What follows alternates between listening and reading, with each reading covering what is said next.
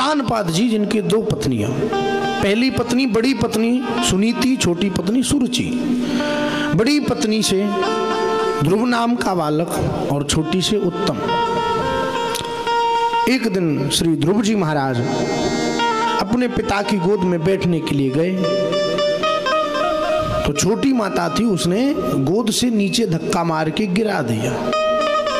ध्रुव जी रोने लगे, माँ मुझे इस गोद से नीचे क्यों उतार दिया?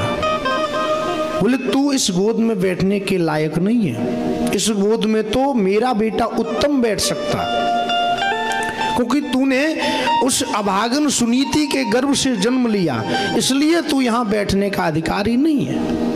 और ये कब स्थिति उत्पन्न हुई? क्योंकि राजा जो है ना, राजा वो अपनी छोटी पत्नी से अत्यधिक प्रेम करता, उसके मोह के वशीभूत था और छोटी पत्नी से इतना प्रेम करता कि वो जो कहती वो उसको करना पड़ता, और बड़ी का उसने अनादर कर दिया।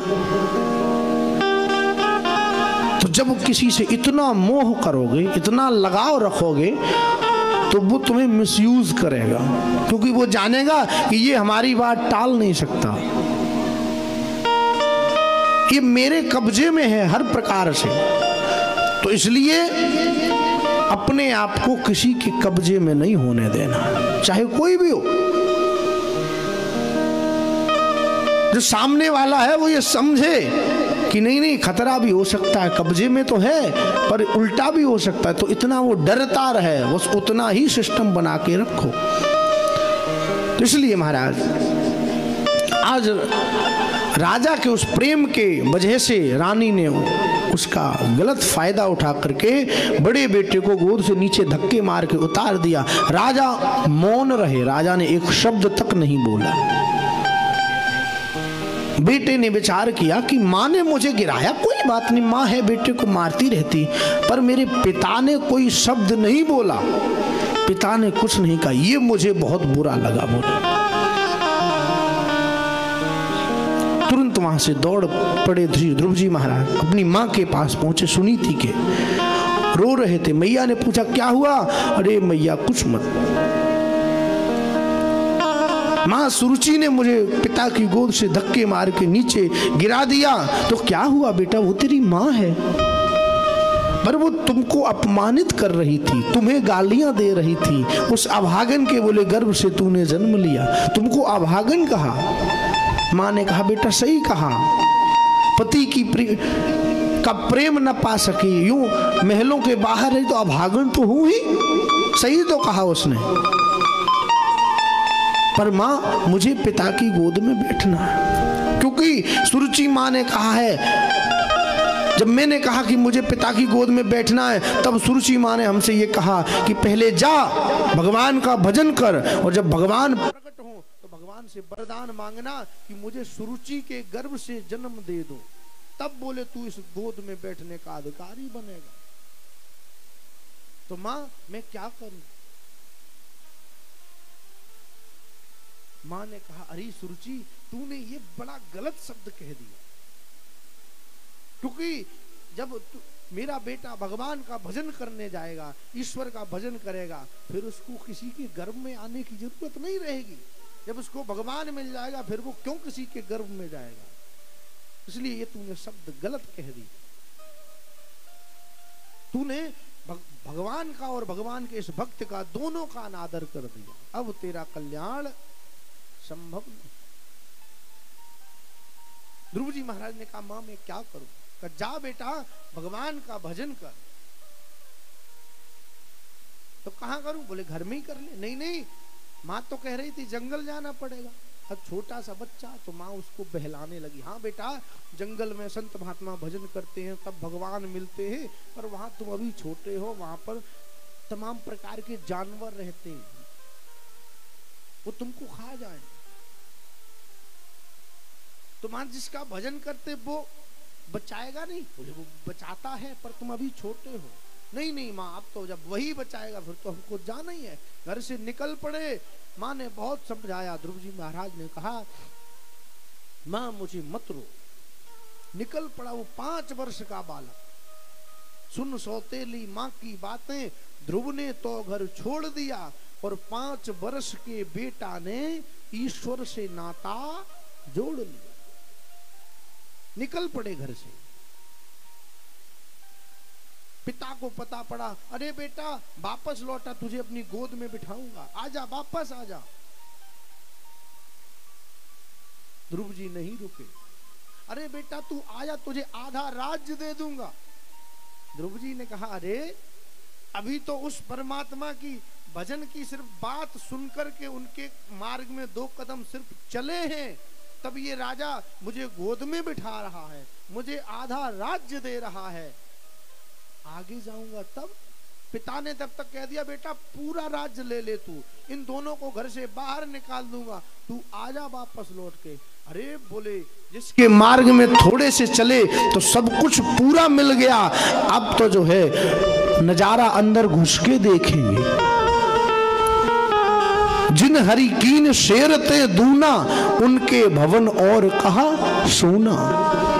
जिन्होंने मेरे पास कुछ नहीं था, सर्वस्व मुझे दे दिया, सिर्फ भगवान के मार्ग में बढ़ने से, और जब मैं भगवान का भजन करूंगा तब मुझे क्या क्या मिलेगा, ये सोचकर ध्रुव जी महाराज पीछे नहीं लौटे, आगे बढ़ गए, चल दिए। जंगल में जाकर के पहुंची, रात्रि हो गई। रात्रि भर एक पेड़ के नीचे यूं ही बैठे रहे और बुलाते रहे, हे परमात्मा, हे परमात्मा, क्योंकि यही सुना कि ये पिता है, वो परम पिता है, तो परम पिता परम और मंत्र नाम कुछ जानते नहीं। 5 वर्ष का बच्चा क्या जानेगा। प्रेम से बोलो राधे राधे राधे। अपना अपना टारगेट अपनी जगह रखिए। 5 वर्ष का बच्चा क्या जाने। रात्रि भर पेड़ के नीचे बैठे रहे। सवेरा हुआ, आगे बढ़े, तब तक श्री नारद जी महाराज आ गए, नारायण नारायण करते। बेटा कौन हो, इतने घनघोर जंगल में क्या कर रहे हो। अरे महाराज आप कौन हैं। बोले मैं नारद जी हूँ। अच्छा महाराज, तो प्रणाम किया और हाथ जोड़ के खड़े हो गए। बेटा यहाँ जंगल में क्या कर रहे हो। अरे मैं तो भगवान का भजन करने के लिए आया हूँ। क्यों, क्या बात हो गई। पूरी कहानी बता दी महाराज श्री नारद जी को। ध्रुव जी महाराज ने, नारद जी भी कहने लगे, अरे धन्य है इसके माता पिता, क्योंकि अहो तेजा क्षत्रियाणाम, धन्य है ये क्षत्रिय, इनके अंदर ये तेज कि 5 वर्ष का बालक जरा से अपशब्द सुनने के कारण भगवान को पाने के लिए निकल पड़ा। तो धन्य है ये क्षत्रिय लोग। बोले ऐसा नारद जी ने कहा, अहो तेजा क्षत्रियाणाम। ध्रुव जी महाराज से कहा, बेटा अभी तुम्हारी खेलने खाने की उम्र, वापस लौट जाओ। भगवान भगवान कुछ नहीं मिलेंगे, परेशान हो जाओगे। संत महात्मा 1-1 हजार वर्ष, 10-10 हजार वर्ष जब समाधि लगाते भजन करते, तब भी उनको भगवान नहीं मिलते।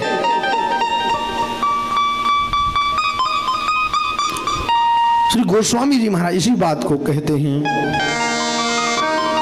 जन्म जन्म मुनि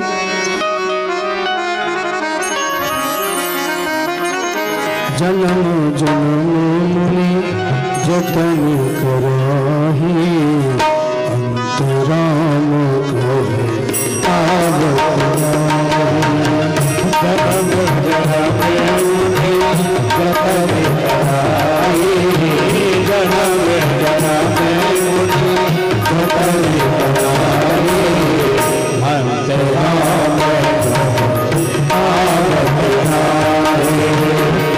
अंतराम करे आवत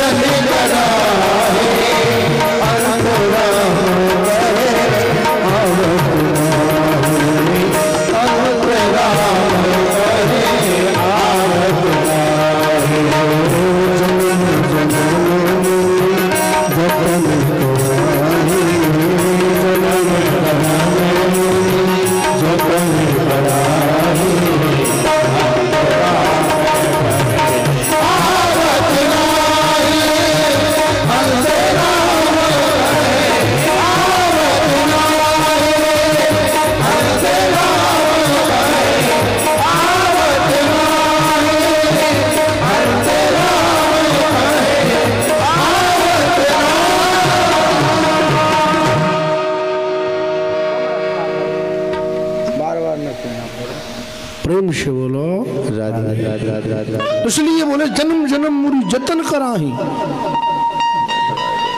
जब कई जन्म जन्म तक भजन करते संत महात्मा बोले तब भी भगवान नहीं मिलते। अंत में जब शरीर छूटता कहते प्रभु एक बार आ जाओ, दर्शन दे दो। नहीं आते, मुख से नाम नहीं निकलता। इसलिए बोले तुम तो छोटे से बालक हो, 5 वर्ष के, कुछ नहीं होगा, घर जाओ वापस। ध्रुव जी महाराज बोले देखिए महाराज, अगर आप मेरे मार्ग में सहायक बन सके तो ठीक है, मुझे कुछ उपाय बता सके, मुझे कुछ समझा सके तो ठीक है, वरना आप अपने रास्ते, हम अपने रास्ते। अगर आप हमारे मार्ग में बाधक बनेंगे तो फिर हमारा आपसे कोई नाता नहीं। नारद जी महाराज गदगद हो गए, बोले धन्य है ये नन्हा सा बालक, इसकी ये निष्ठा भगवान में, इसकी ये प्रीति। अरे हम तो बेटा तुम्हारी परीक्षा ले रहे थे,